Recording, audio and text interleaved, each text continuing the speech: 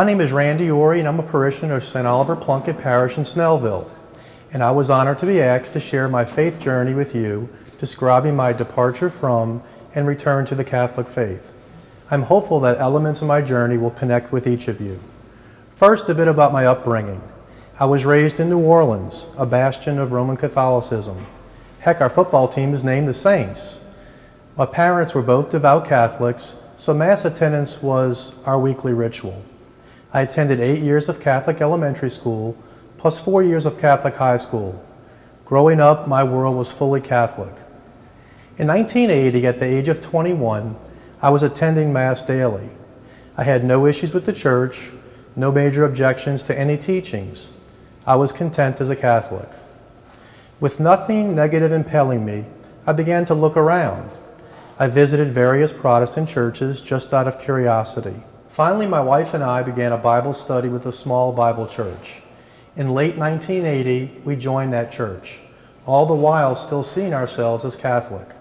I want to emphasize that at the time of my departure, I didn't view myself as having any tensions with my Catholic faith.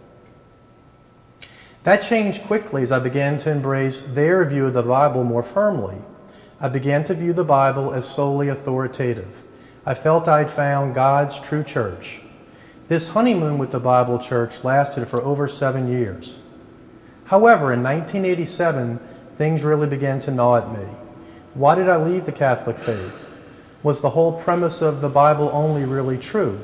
And did the early church hold to this Bible-only view? I began a new quest, a quest to find answers to these questions.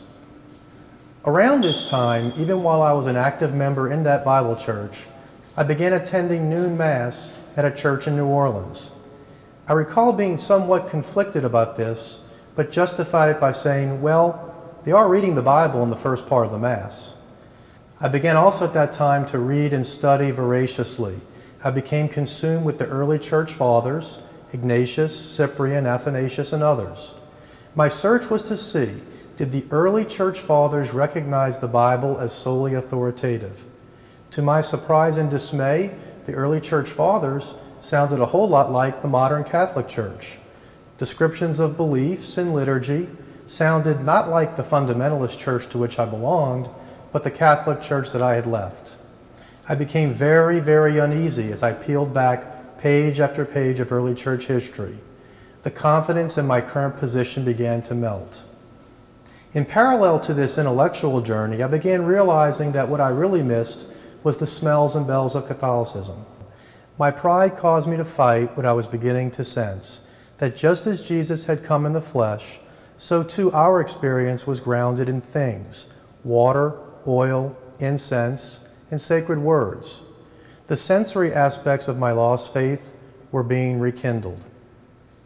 Once I came to realize that there was never a time when the Bible was solely authoritative, I finally began to wrestle with what I missed the most: Jesus' presence in the Eucharist.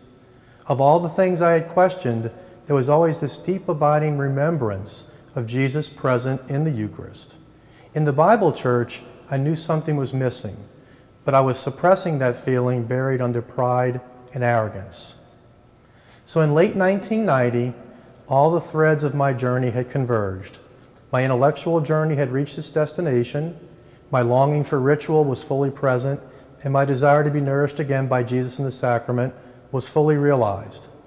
Setting pride aside, I walked away from that conservative Bible church and back into the arms of the Catholic Church. I took this prayerful step on Good Friday, 1991, and I remember walking up to receive communion that day, not knowing if my trembling legs would carry me forward. When I left the Catholic Church 11 years earlier, I was neither angry nor bitter. I had merely succumbed to curiosity. But God called me back, gently using my mind, my senses, and my spirit. Since my return, I've been actively involved in my parish and also active in delivering presentations throughout the Archdiocese. If you are contemplating a return to the Catholic Church, I would encourage you to do 3 things: pray, study, and reach out to your fellow Catholics. Contact your local parish where faithful Catholics long to welcome you home.